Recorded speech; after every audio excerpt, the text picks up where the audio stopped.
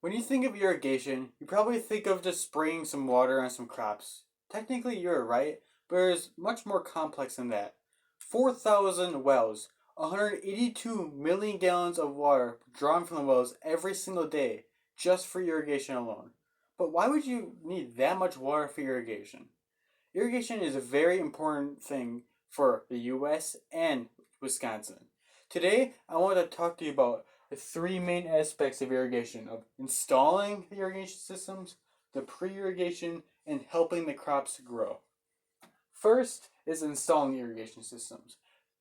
There are many different types, but sprinkler system is evenly distributing the water in like these things that like kind of act like rainfall over all the crops so they can each get their water.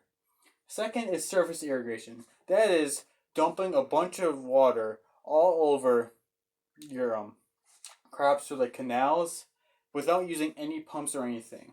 It's all natural, so like there's constantly water moving through, getting water to all your crops. Third is sub irrigation. That's raising the water table around your crops so there's a steady, even amount of water around all your crops consistently. This is often used in cranberry bogs.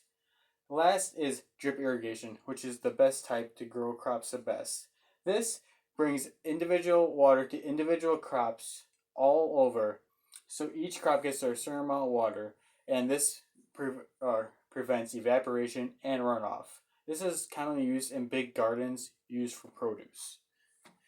This is what a drip system looks like. You got your reservoir tank full of water. You pump that out, it gets filtered out, and it goes out in the various pipes that go out to various different crops.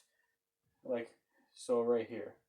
And there's also an air release valve to let your pipes breathe.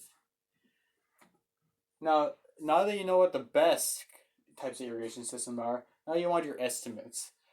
For a drip irrigation system, those range from about $190 to $500, depending on how big your drip irrigation system are. And to install them, it's going to cost about from $80 to $200 to get everything in place. Now, for all the irrigation systems I talk about 73% of them use electric motors because these are the most efficient and healthy for the environment. And it's much better than gas and diesel motors that are bad for the environment. Uniform testing should be done to all your irrigation system, so about every 2 to 5 years, because you want to make sure that water is being evenly spread throughout your crops the right way. And you also want to make sure that there's no damage, leaks, or anything wrong with your irrigation system. Now on to pre-irrigation. First thing is frost protection. Frost protection is big for like to install on your irrigation system to make sure that your crops don't die. Frost can happen on your crops or at night when it gets really cold and causes ice white milky that's compacted that will really kill your crops and just like really damage them.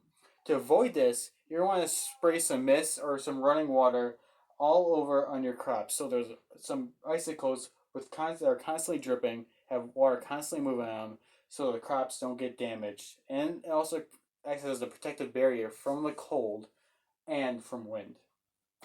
Next is chemical application. Now, for chemical application, it can be used in many ways. There's insecticides that repel the insects. There's herbicides that kill unwanted vegetation. There's fungicides that kill unwanted fungi. There's nematicides that kill nematode worms and other various worms that you don't want. And there's growth regulators that help your crops grow healthy and big and strong. Last thing is dust suppression. Now, dust can be kicked up all the time throughout the day and get all of your crops and make it so they can't breathe and can't get the sunlight they need or water.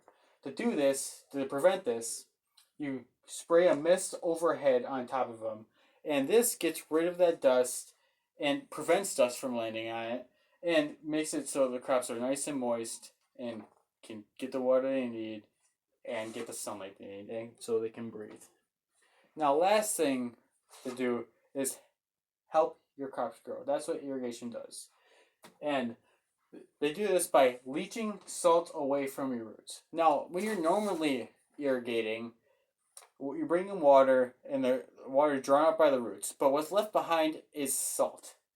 And you don't want the salt there. So to get rid of this, you add extra water to your irrigation system to push away the salt lower below the root zone. So the plants aren't like crowded with salt and can inhibit their growth from salt. These charts show how this works. Now this right here is where like the salt is high in the root zone. It shows like about 1 foot. There's very high salt content. Well, in this, when you're pushing the salt away, it shows that about 1 foot there's very low salt content. While down lower, there's very high salt content. But this is below the root zone, so it does not matter. Now, another thing to help your crops grow for irrigation is to have these giant systems that act like rain over your crops. Now, farms can go through big droughts that will make so like your crops could die from not getting enough water. Now you can bring these systems that spray water over all your crops and can keep them healthy and full of water. And this is big for farms like down south in like Arizona and California and wherever.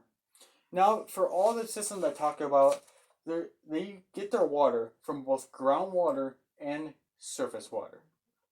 Now, back then, about 80% to 60% around there, they used surface water for irrigation systems. But now, and today, they use about 50-50 of groundwater and surface water.